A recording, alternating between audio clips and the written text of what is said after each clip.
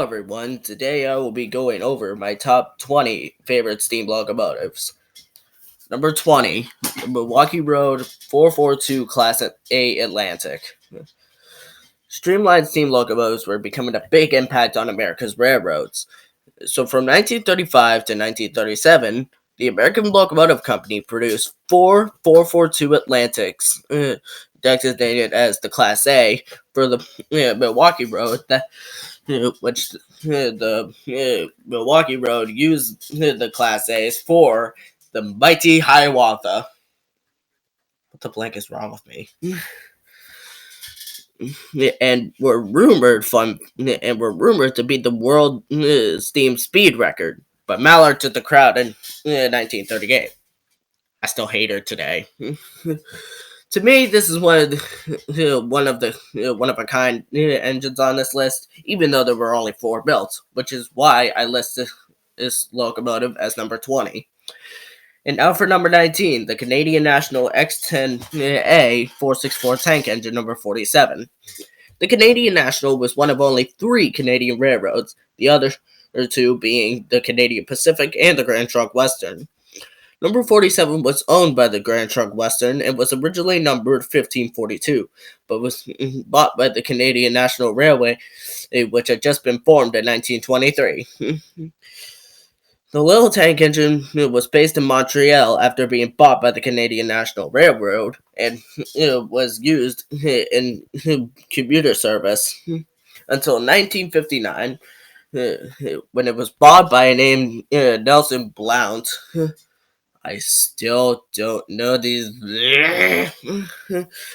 Anyway, in North Walpole, New Hampshire. The heck was with all these weird words and names? Anyway, it ran through Steamtown in Scranton, PA for 2 years until being retired from service altogether. To be honest, I never thought any Canadian or American railroad, for that matter, would have a tank engine or two on their roster. But hey, why not, right? Number 18, the New York Central J3A 464 Dreyfus Hudsons. The New York Central was known for the famous train known as the 20th Century Limited, and their motive power from the Hudsons, Niagaras, and Mohawks. The J3A Hudsons were built between 1937 and 1938, and 10 of those Hudsons were fitted with streamlined shrouding designed by Henry Dreyfus, hence the name Dreyfus Hudson, and proved their worth to the railroad. To be honest, I can actually see why the New York Central relied on their motor power for so long, including the Dreyfus Hudsons.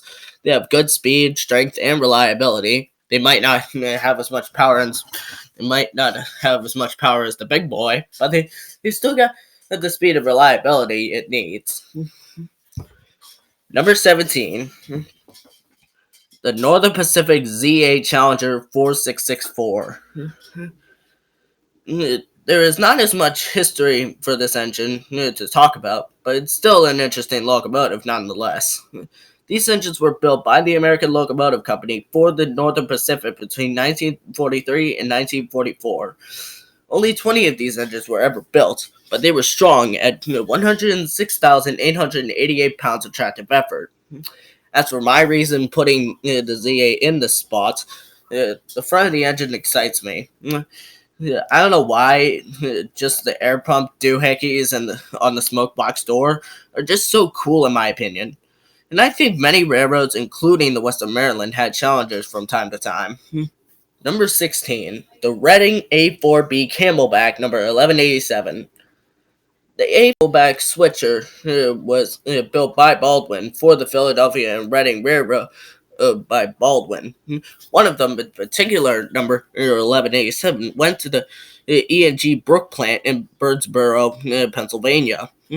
And then it was bought by the Strasbourg Railroad and ran on Strasbourg rails from 1963 to 1967. This was one of the oddball locomotives in the list. I would personally call a steel cable on wheels. I am so bad at jokes. Number 15, the Southern Pacific GS6, the last of the Southern Pacific's GS series of steam locomotives.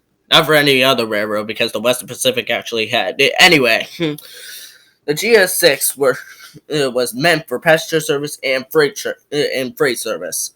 That's basically all the history I have for this engine. But I guess the SP really made their money's worth on the GS series.